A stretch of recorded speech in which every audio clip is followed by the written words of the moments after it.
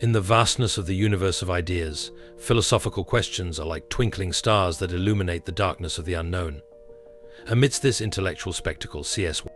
Lewis's 37 phrases emerge as constellations of insight and inquiry, inviting us to explore the deepest mysteries of human existence. These brief yet impactful words serve as portals to a journey of reflection and discovery. What do these phrases reveal about the nature of truth, morality, and life itself? How do they challenge us to rethink our own conceptions and delve into the depths of human thought? In this analysis, we will unravel the power of these C.S. Lewis phrases and explore the universal truths they reveal. 1. Everything changes, nothing ever stays the same. C.S. Lewis's quote addresses a fascinating and often paradoxical aspect of human experience. 1. The nature of time and our perception of change.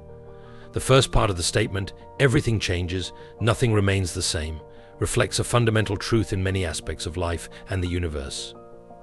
From the laws of physics, which show that the universe is in a constant state of change and evolution, to transformations in society, technology, and our personal lives, change is a constant. The second part of the quote, "Isn't it funny how day by day nothing changes? Nothing but when you look back, everything is different," speaks to how we perceive time and change in the short and long term. In day-to-day life, changes may seem insignificant or imperceptible because we are immersed in our routines and the small daily variations do not seem to significantly alter the course of our lives. 2. There are far, far better things ahead than the ones you leave behind.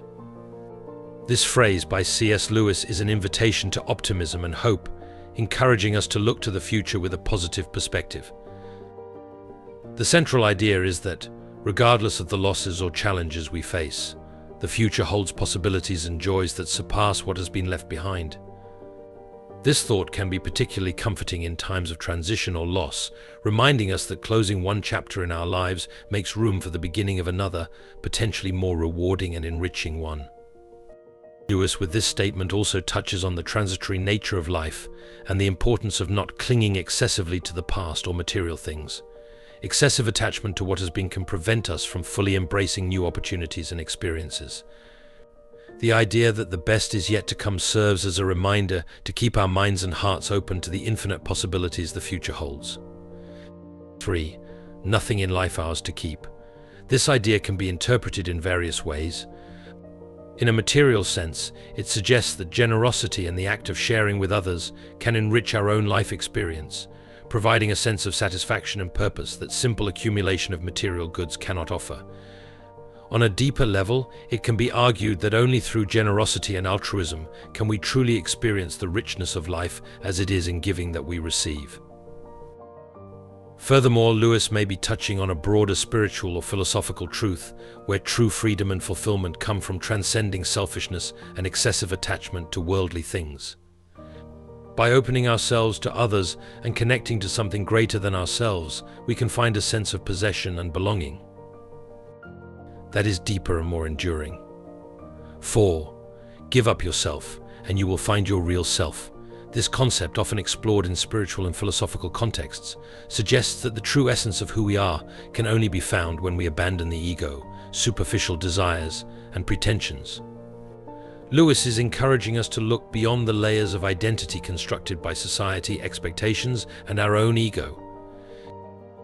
By giving up yourself, he refers to the act of setting aside these superficial layers to discover the true self that resides on a deeper level. This implies a process of detachment from material desires, selfish ambitions, and the relentless pursuit of external approval in order to connect with more authentic and enduring values. 5. Don't doubt your value. Don't run from who you are. Lewis suggests that our existence and essence have immense value simply because we are divine creations, regardless of how we compare ourselves to others or the ideals we may hold. This perspective invites us to recognize and value our own uniqueness and the unique contribution we can offer to the world. Furthermore, by stating, "Don't run from who you are," Lewis is encouraging us to confront and embrace our true nature with all its imperfections and beauties. He suggests that authenticity and self-acceptance are essential for living a full and meaningful life. This acceptance is not just about recognizing our qualities, but also embracing our flaws and limitations, understanding that they are part of what makes us unique. If you find in yourself desires which nothing in this world can satisfy, the only logical explanation is that you were made for another world. Lewis addresses the sensation, often experienced by many, that there is a kind of emptiness or longing within us that worldly joys and satisfactions cannot completely fill. This perception can lead to the conclusion that such insatiable desires point to a reality or existence beyond what is known and experienced in this physical world. The idea that we were made for another world suggests that human existence has a purpose and a meaning that extend beyond everyday life and earthly experiences. This view is rooted in many spiritual and religious traditions, which see life on earth as a journey or preparation for a higher or spiritual reality. 7. You don't have a soul. You are a soul. You have a body. Lewis is challenging the common perception that often prioritizes the physical and material, redefining human identity in a way that places the soul or the spiritual essence at the center. By stating that you are a soul, Lewis highlights the primacy and eternal importance of the soul compared to the physical body. 8. Which is temporary and transient. This view echoes many religious and philosophical traditions that see the body as a temporary vessel for the soul, which is the true essence of being. The idea that each of you will still be alive after the dissolution of the physical universe speaks to the belief in the continuity of the soul's existence beyond physical death. Lewis suggests that the true essence of who we are transcends the limitations of time and physical space, pointing to a spiritual reality that is eternal and unchanging. 8. Don't shine so others can see you. Shine so that, through you, others can see God. This idea is deeply rooted in the Christian notion of testimony, where an individual's life is seen as a mirror or a beacon that reflects God's light to the world, instead of seeking personal glory. Lewis suggests that we should aspire to live in such a way that our actions, words, and even our presence allow others to glimpse divinity, goodness, and truth that transcend our individual existence. This perspective shifts the focus from the self to the other, and ultimately to the divine, promoting a way of living that is marked by generosity, service, and authenticity. By shining not for our own enhancement, but to illuminate the path to God, we are called to an existence that values humility and altruism, recognizing that our greatest contribution may be to facilitate others in finding their own connection to the sacred. 9. Hardships often prepare ordinary people for an extraordinary destiny. Lewis suggests that challenges and adversities are not mere meaningless obstacles, but rather instruments of growth and preparation. Difficulties have the potential to transform us, shaping our character and refining our virtues, in ways that prosperity and ease simply cannot. This process of growth through adversity is often what prepares us to take on larger roles and responsibilities, leading us to destinies that far surpass our initial circumstances. By mentioning that God allows these experiences of low points, Lewis is touching on the notion that there is a divine order and purpose behind life's events, even those that seem negative at first glance.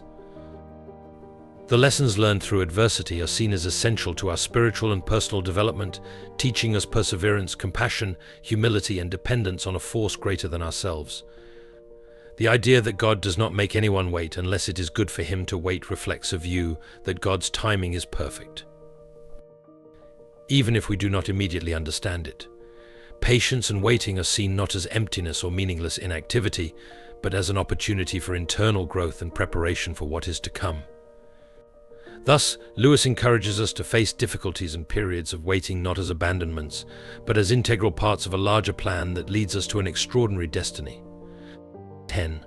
Experience is the most brutal of teachers. By referring to experience as the most brutal of teachers, Lewis is underscoring the often harsh and unforgiving nature of real life as a vehicle for learning. Unlike theoretical or academic learning, experience educates us through successes, and more often through failures, losses and failures, and challenges. These moments can be painful and difficult to endure, but they are also incredibly potent in forging character, resilience, and wisdom. The second part of the phrase, "but you learn, my God, do you learn," emphasizes the effectiveness of this type of learning. Despite its brutality, or perhaps because of it, the lessons learned through experience tend to be deeply internalized. The direct experience of consequences, whether positive or negative, engraves knowledge in a way that passive instruction rarely achieves. 11. Repeated failures are fingerposts on the road to achievement. In describing failures as fingerposts, Lewis suggests that each failure serves as a lesson and a guide, pointing towards adjustments and changes necessary in our approaches, strategies, or even in our understanding. These posts illuminate the way, offering critical insights that help us navigate the path towards our goals. The idea of failing forward is particularly powerful. It implies that each failure, instead of pushing us backward, actually propels us forward, bringing us closer to success. This is because we learn, adapt, and grow through our experiences of failure. This concept encourages a mindset of resilience and persistence, where obstacles are seen as opportunities for development and improvement. 12. You are never too old to set another goal or to dream a new dream. Lewis challenges the notion that age is a barrier to aspirations, goals, and dreams. He emphasizes the infinite capacity of the human being to reinvent oneself and pursue new directions, regardless of where one stands in their life journey. This idea is an invitation to reject self-imposed limitations and social expectations that often accompany aging. Instead of viewing old age as a time to slow down or give up on new endeavors, Lewis suggests that there is always room for new beginnings and possibilities. This can be particularly inspiring for those who may feel they have missed opportunities or that it is too late to pursue passions or interests that have been set aside. Essentially, Lewis reminds us that the ability to dream and aspire knows no age limits. This message serves as an encouragement to continue seeking growth, fulfillment, and joy in all stages of our lives, embracing the ongoing journey of discovery and renewal. 13. Don't let your happiness depend on something you may lose. This brings forth a profound reflection on the nature of happiness and the importance of grounding it in aspects of life that are enduring and intrinsic, rather than external and transient. This idea encourages us to reconsider the sources of our joy and satisfaction, warning against basing our happiness on elements that are outside of our control and can easily be altered or lost, such as material possessions, social status, or even specific relationships. By highlighting the volatility of many of the things we value, Lewis suggests the pursuit of a more authentic and resilient happiness, one that is not shaken by the inevitable changes and challenges of life. This may involve cultivating internal virtues, such as peace of mind, gratitude, self-love, and spirituality, which are less susceptible to external circumstances. 14. This world is a great sculptor's shop. It is a rich metaphor reflecting on the process of personal growth and transformation within the context of human existence. Comparing the world to a sculptor's workshop, Lewis suggests that life experiences, with their challenges and opportunities, act as the tools and techniques used by a sculptor to shape and define their creations.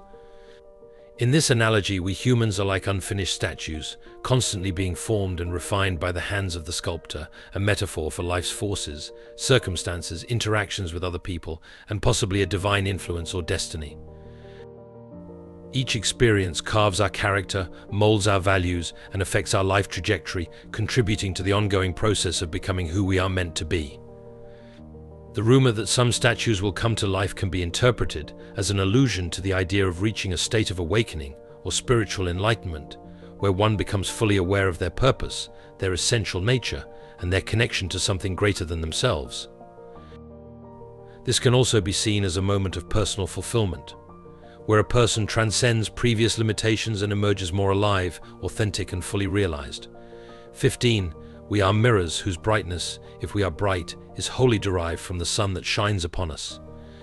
Comparing ourselves to mirrors suggests that our value and brightness are not inherent, but reflected from a larger external source, in this case symbolized by the sun. This source can be interpreted in various ways, including love, truth, beauty, or in a spiritual context, the divine. The idea that our brightness is wholly derived from this external source reminds us of our dependence and connection to something beyond ourselves to find meaning, purpose, and light in our lives. The second part of Lewis's reflection about the importance of keeping the self clean and bright to have a clear view of God is that reinforces the idea that our ability to perceive and reflect truth and beauty is affected by the state of our inner being. Just as the view of the moon can be obscured by a dirty telescope, our perception of the divine or the deeper meaning of life can be clouded by our faults, biases, or spiritual neglect. 16. There are two kinds of people: those who say to God, "Thy will be done," and those to whom God says in the end, "Thy will be done." Lewis delineates a fundamental division between those who choose to submit to divine will and those who insist on following their own path, regardless of divine guidance. By saying, "Thy will be done," an individual expresses a willingness to align with God's purposes and plans, placing God's wisdom and authority above their own preferences and desires. This voluntary submission is seen as an act of faith and trust in God's goodness and sovereignty. On the other hand, when God says, "Thy will be done" to an individual, Lewis suggests that God grants that person the freedom to choose their own path, even if that path leads to separation from God. This is an expression of divine justice and respect for human freedom, allowing the natural consequences of a person's choices to unfold. 17. C.S. Lewis's reflection: I have no duty to be anyone's friend, and no man in the world has a duty to be mine. No claims, no shadow of necessity. Friendship is unnecessary, like philosophy, like art, like the universe itself, for God did not need to create. It has no survival value. Rather, it is one of those things which give value to survival, addresses the nature and value of friendship in a deeply contemplative manner. Lewis is highlighting that friendship, unlike basic needs such as food and shelter, is not essential for our physical survival. However, he argues that it is precisely this unnecessariness that elevates friendship, philosophy, art, and the universe to something that transcends mere functionality or utility. Friendship is valued not for its usefulness, but for its ability to enrich the human experience, adding a layer of meaning, joy, and depth to life that goes beyond mere survival. By stating that there is no duty in friendship, Lewis also suggests that true relationships should not be based on obligations or expectations, but rather on a free and mutual choice to share life, thoughts, and moments. This underscores authenticity and voluntariness as essential aspects of meaningful friendships. The comparison with God's creation of the universe serves to illustrate the idea that the intrinsic value of something may lie in its beauty, complexity, and ability to inspire, rather than in its functional necessity. Thus, Lewis leads us to appreciate friendship and, by extension, art, philosophy, and the universe as gifts that enrich our existence, making life not only bearable but deeply valuable. 18. You will never make a good impression on other people until you stop thinking about what sort of impression you are making. Lewis suggests that conscious effort to shape how we are seen often has the opposite effect, leading to a perception of inauthenticity or excessive effort. This reflection encourages us to adopt a more genuine and less calculated approach in social interactions. When concern about the impression we are making is replaced by authenticity and being present in the moment, we are more likely to truly connect with others. This is because authenticity promotes an openness and vulnerability that are essential for meaningful human relationships. Additionally, excessive concern about image can distract us from listening and engaging meaningfully with others, as we are more focused on how we are being perceived than on the interaction itself. By releasing the need to control others' perception, we make space to be ourselves, which is often more attractive and impressive than any carefully constructed persona. 19. To love at all is to be vulnerable. Lewis highlights that the act of loving inherently involves the risk of pain and loss, because opening the heart to others, whether to people, animals, or even passions, exposes us to the possibility of being hurt. However, he argues that the only way to completely avoid this pain, by isolating oneself and protecting the heart from any emotional involvement, comes at a much higher cost. By doing so, the heart, while safe from pain, also becomes isolated from any form of true love and consequently from one of the most enriching experiences of human life. The paradox presented by Lewis is that in attempting to shield the heart from any harm by making it unbreakable and impenetrable, we actually render it unredeemable. This suggests that a heart never exposed to the risk of love loses its ability to love and be loved, becoming hardened and insensitive. 20. What draws people to be friends is that they see the same truth, highlights the importance of intellectual and spiritual connections in forming deep and meaningful friendships. Lewis suggests that at the core of true friendships, there is a mutual recognition and appreciation of certain values, ideas, or fundamental truths that transcend superficial circumstances or passing interests. This view underscores that friendships are not merely based on convenience, physical attraction, or social circumstances, but on a deeper connection that involves the discovery and acknowledgement of a shared truth. This truth can refer to a common understanding of life, moral principles, a shared passion for certain subjects, or even a similar worldview. The act of sharing this truth implies not only recognizing it, but also experiencing and exploring it together, which can provide a solid foundation for the development of a lasting friendship. Friendships rooted in this kind of mutual understanding tend to be more resilient and enriching, as they are based on the mutual appreciation of aspects of being that are considered significant and valuable. 21. Love is a steady wish for the loved person's ultimate good. Lewis redefines love beyond the common notion of intense emotion or physical attraction. He presents love as an active and deliberate commitment to the well-being and happiness of the other person, regardless of circumstances or one's own emotions. This conception of love as a steady wish emphasizes the volitional and intentional nature of true love. It is not seen as something passive or merely sentimental, but as a continuous choice to prioritize the good of the loved one.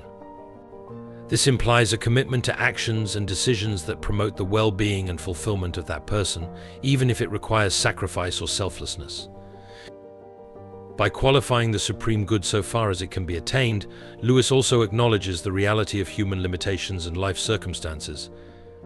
He suggests that while love aspires to the ideal of the highest good for the loved one must act within practical possibilities and the limitations of the real world. 22. Do not waste time bothering whether you love your neighbor. Act as if you did, and you will. Explores a pragmatic and action-oriented approach to loving one's neighbor, a central idea in many ethical and religious traditions. Lewis suggests that instead of being paralyzed by internal analysis of our feelings or doubt about our ability to love others, we should simply start acting as if we love them. This principle reflects the idea that love can be both an action and a feeling, and that by choosing to act lovingly, regardless of our momentary feelings, we can cultivate genuine feelings of love over time. 23. No man knows how bad he is till he has tried very hard to be good. Addresses the complexity of human nature and the discovery of personal character through the effort to live according to high ethical or moral standards. Lewis suggests that it is in the process of striving to act rightly and do good that we often come face to face with our own failures, limitations, and negative tendencies. This reflection implies that understanding our own imperfections and the ability to recognize our faults are amplified when we put ourselves to the test, seeking to live virtuously. This can be a humbling experience as we discover that goodness and virtue are not as easily achieved as we might have imagined, thus revealing the depth and persistence of our flaws and weaknesses. 24. In God there is no hunger that needs to be filled, only plenteousness that desires to give, reflects a profound theological view on the nature of God and the relationship between the divine and humanity. Lewis suggests that God, being a being of fullness and perfection, has no needs or lacks. Instead, he is an infinite source of generosity and giving. This idea contrasts the conception of God with human nature, which is often driven by needs, desires, and a constant search for satisfaction. Instead, God is portrayed as someone whose essence is fullness, needing nothing from us to complete or improve his being. Therefore, God's desire to relate to humanity and provide for his creations is not motivated by a lack or need, but by an expansive and generous love that seeks to share his own fullness. 25. If a person thinks she is not conceited, she is very conceited indeed. It addresses the paradoxical nature of self-perception. Especially regarding pride and vanity, Lewis suggests that excessive self-assurance in one's humility can ironically be a sign of deep pride. The act of considering oneself free from vanity can be in itself a manifestation of vanity, as it implies satisfaction with one's supposed moral superiority or self-control. This observation points to the complexity of human nature and the difficulty of achieving true humility, which is not based on denial of one's own faults, but on sincere recognition of them. True humility involves honest self-assessment and a willingness to accept that, as human beings, we are all fallible and susceptible to error and pride. 26. Pride is spiritual cancer. C.S. Lewis's view of pride as a spiritual cancer highlights the destructive nature of this vice in a person's spiritual and relational life. By describing pride in this way, Lewis suggests that it corrupts and consumes the ability to love, find satisfaction, and even exercise good judgment. Pride is presented not just as a minor character flaw, but as a corrosive force that can destroy the most fundamental aspects of human and spiritual well-being. The second quote expands on this idea, explaining how pride obstructs knowledge of God. Lewis illustrates this with the image of a proud person who is always looking down, both literally and metaphorically, judging others and circumstances. From a position of supposed superiority, this posture of looking down symbolizes a self-imposed barrier that blocks sight and openness to higher realities, including the spiritual. Therefore, as long as one is stuck in this attitude of pride, they will be unable to perceive or connect with God, who is above in the spiritual sense. Both quotes emphasize the idea that pride not only negatively affects interpersonal relationships and self-image, but also constitutes a significant obstacle to spiritual growth and perception of realities beyond the self. Lewis invites us to recognize pride as a serious impediment to love, genuine happiness, and wisdom, encouraging a constant pursuit of humility as a path to spiritual health and true knowledge. 27. Only the pure in heart want to see God. This quote distills a profound truth about the nature of spiritual longing and the necessary condition for genuine seeking of God. Lewis suggests that purity of heart is not only a quality that makes someone fit to encounter God, but also the very characteristic that awakens the desire to seek Him. Purity of heart can be understood as a cleansing of intentions, an absence of falsehood or duplicity, and a sincerity in the pursuit of truth and good.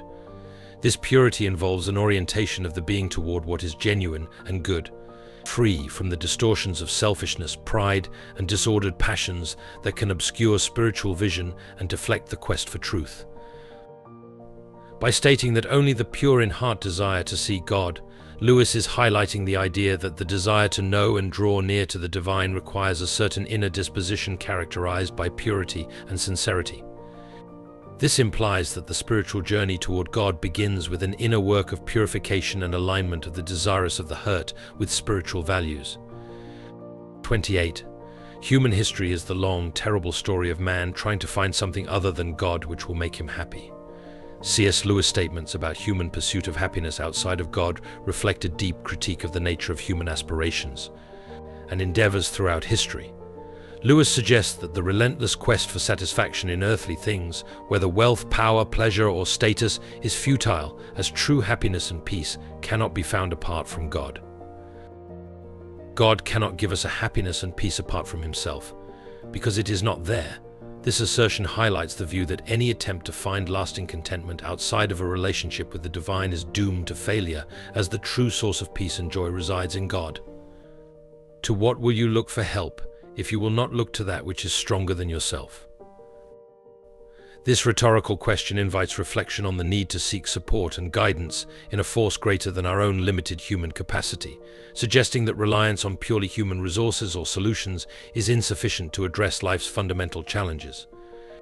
All that we call human history, money, poverty, ambition, war, prostitution, classes, empires, slavery, is the long, terrible story of man trying to find something other than God, which will make him happy. This observation about human history, as a series of failed attempts to find satisfaction in earthly substitutes for God, underscores the view that many human endeavors and conflicts stem from a misguided search for meaning and contentment. Together, these reflections by Lewis challenge us to reconsider the sources in which we seek happiness and purpose, encouraging a reorientation towards spiritual values and a deeper relationship with the divine as the path to true satisfaction and peace. 29. Forgiving does not mean excusing. This quote distinguishes two fundamental attitudes toward dealing with offenses or mistakes, by stating that forgiveness does not equate to excuse. Lewis highlights the importance of acknowledging the seriousness and reality of an offense without allowing it to perpetuate resentment or hostility. Forgiveness implies a conscious decision to release resentment or the desire for retaliation against someone who has wronged us, even when we recognize that the act committed against us was wrong and unjustifiable. This distinction is crucial because it recognizes the responsibility of the offender without allowing that offense to dominate future relationships or the emotional state of the offended party. In contrast, excusing someone often involves minimizing the offense or justifying the offender's behavior, potentially ignoring the harm caused. Thus, excusing can inadvertently enable or validate harmful behavior. Lewis suggests that forgiveness is a deeper act that requires considerable moral strength. It involves choosing to respond to wrongdoing with a kind of mercy that does not deny the injustice of the act, but chooses not to define oneself or be consummate by it. This approach to forgiveness allows for healing and reconciliation while maintaining moral integrity by acknowledging the gravity of the wrong. Therefore, forgiveness, as Lewis conceives it, is an act of grace that transcends mere acceptance of others' faults, promoting the restoration of relationships without denying the reality of the harm caused. 30. Thirst was made for water, inquiry for truth, by C.S. Lewis offers a powerful metaphor that underscores the intrinsic connection between human pursuit of knowledge and the nature of truth. By comparing physical thirst for water with the innate desire to understand truth, Lewis invites us to reflect on the fundamental need we have to seek knowledge and understanding. Just as thirst is a natural condition that drives us to seek water to quench it and ensure our physical survival and well-being, curiosity and the desire to understand are fundamental impulses that lead us to seek truth, to satisfy our need for intellectual and spiritual knowledge and understanding. This comparison emphasizes that just as water is essential for physical life, truth is indispensable for our intellectual and spiritual life. Just as our bodies are designed to seek and consume water to maintain their health and proper functioning, our minds are naturally inclined to question, explore, and seek understanding to grow and thrive intellectually. 31. Faith is the art of holding on to things your reason has once accepted, in spite of your changing moods. This phrase by C.S. Lewis offers a profound understanding of faith that transcends mere emotional or irrational belief. Lewis suggests that true faith involves a continuous commitment to convictions and truths that have been accepted by reason, even when emotions or circumstances may try to sway us. This conception of faith highlights its active and deliberate nature, not as a passive state of acceptance, but as a constant exercise of will and discipline. By defining faith as the art of staying firm, Lewis implies that it requires practice, skill, and conscious effort to sustain beliefs in the face of doubt, fear, or uncertainty that may arise with fluctuations in our emotional states or changes in life circumstances. By emphasizing that faith is based on things reason once accepted, Lewis is also rejecting the notion that faith and reason are mutually exclusive. Instead, he proposes that authentic faith has its roots in rational and conscious understanding, and that maintaining this faith requires a continuous and deliberate return to these rational principles, especially when challenged by ever-changing moods. 32. We meet no ordinary people in our lives. This statement by C.S. Lewis offers a deeply human perspective on the nature of interpersonal interactions and the uniqueness of each individual. Lewis suggests that every human encounter, no matter how brief or trivial it may seem, is an opportunity to connect with someone extraordinary whose life, experiences, and perspectives are unique and valuable. This assertion challenges the notion that some people are common or ordinary, highlighting that all individuals have a story, an inner complexity, and a unique potential that make them worthy of attention and respect. Even those who may seem to play mundane roles in our lives can have unexplored depths and inner riches that deserve to be recognized and valued. 33. Everyone thinks forgiveness is a lovely idea until he has something to forgive. This quote addresses the challenging nature of forgiveness and how our perspective on it can change when we find ourselves in the position of needing to forgive someone for a transgression or injustice. Initially, many people may agree that forgiveness is a noble and desirable virtue, recognizing its moral value and the emotional benefits it can bring to both the aggressor and the offended party. However, when confronted with the reality of a situation where they have been hurt or harmed by someone else, the act of forgiveness can become much more difficult than they imagined. This quote highlights the human tendency to idealize forgiveness when we are not directly involved in situations of conflict or hurt.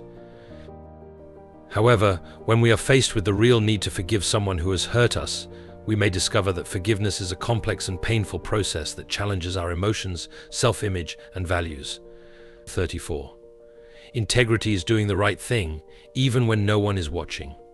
This quote highlights the importance of acting in accordance with our values and principles, regardless of the presence of supervision or the potential for reward or punishment. By defining integrity as doing the right thing, Lewis suggests that true integrity goes beyond simply following rules or social norms. It is a matter of moral and ethical principles.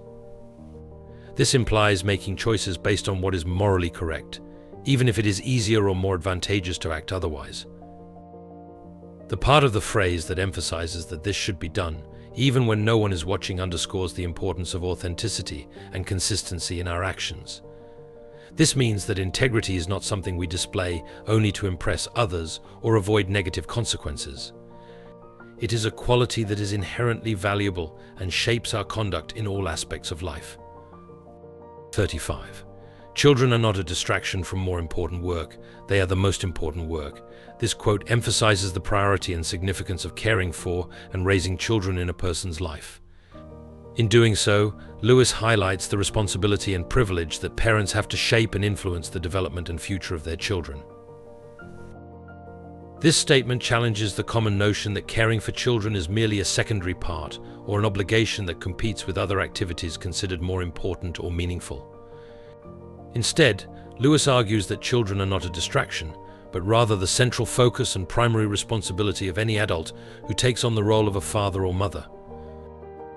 By recognizing children as the most important work, Lewis underscores the profound influence that parents have on the lives and development of their children.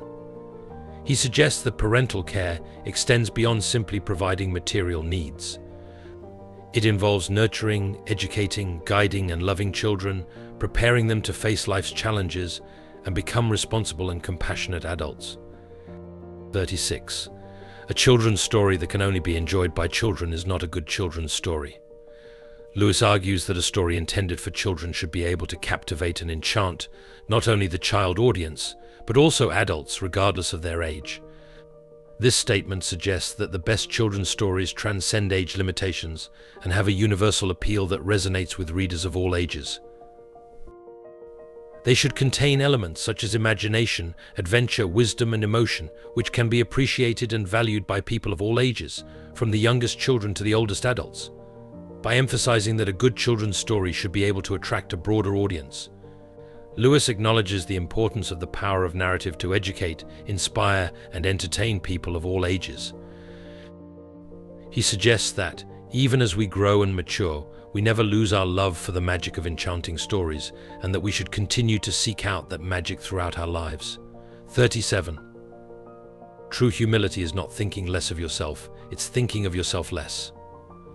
By stating that true humility is not thinking less of yourself, Lewis highlights that self-esteem and recognizing one's own worth are not incompatible with humility. On the contrary, genuine humility involves a balanced view of oneself, free from arrogance or pride, but also free from self-deprecation or underestimation. The second part of the phrase, "it's thinking of yourself less," points to the essence of true humility. It suggests that genuine humility is characterized by a shift of focus from the ego and one's own needs to the needs and interests of others. This implies a spirit of service, compassion, and consideration for others, where the self is not at the center of attention, but rather concerned for the well-being and happiness of others. This quote challenges the common notion that humility is linked to self-denial or lack of self-esteem. Instead, Lewis argues that true humility is rooted in a balanced view of oneself combined with a sincere willingness to put others first. As 37 quotes by C.S. Lewis offer a rich and multifaceted tapestry of wisdom and insight into various aspects of human life, faith, morality, and the human condition. Together, these quotations form a comprehensive panorama that invites deep reflection and personal introspection.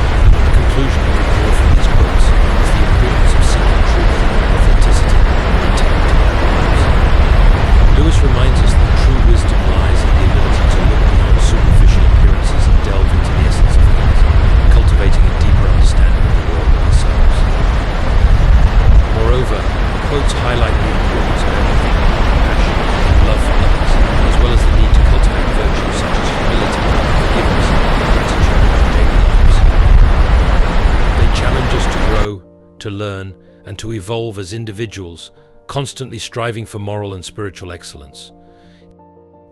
Another recurring theme in these quotes is the idea that true happiness and fulfillment are not found in material achievements or external successes, but rather in connection with the divine, in cultivating meaningful relationships, and in serving others.